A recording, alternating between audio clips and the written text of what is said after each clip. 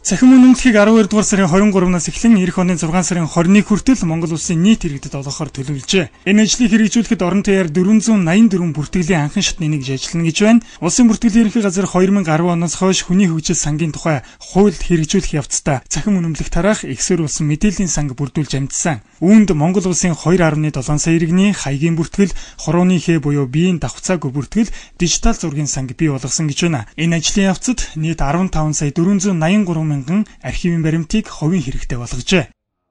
Ийм шаргал өнгөтэй. За ингээд бас бүх стандарт мэдээллүүдийг агуулсан ийм карт байна. За энэ бол олон улсын ISO 7810 гэдэг иргэний эмнэлгийн энэ физик шинж чанарын тодорхойлсон олон улсын стандартууд нийцсэн хамгийн сүүлийн стандарт нийцсэн ийм карт байх юм. Олон жилийн эдлээ даадаг тодорхой үе шатуудтай олон давхархтай за мөн тэр давхруудыг нэвт шаарч бичлэгүүдийг хийх ийм бүрэн боломжтой хамгийн сүүлийн үеийн карт байгаа. Одооны иргэний эмнэлэх бол мэдээж өвнөц цаасыг бол люминатортаад гаргадаг ийм технологиор хийж байгаа гэдэг та мэдчихэж байгаа.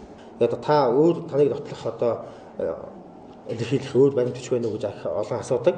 За тэгэхээр энэ бол ийм ID карттайгаа очиход бол иргэний гадаад баасууш энэ ID иргэний өмнөх цахим өмнөх хамтдаа үзүүлэхэд бол бүрэн боломжтой болно.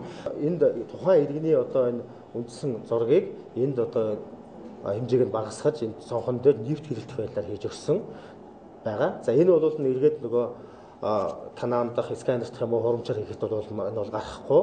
Энэ бол тунгалгаар хийгдсэн хамгийн дэлхийн сүүлийн үеийн технологиор хийгдэж байгаа нууцлалын бол нэг ийм зүйл байгаа юм аа.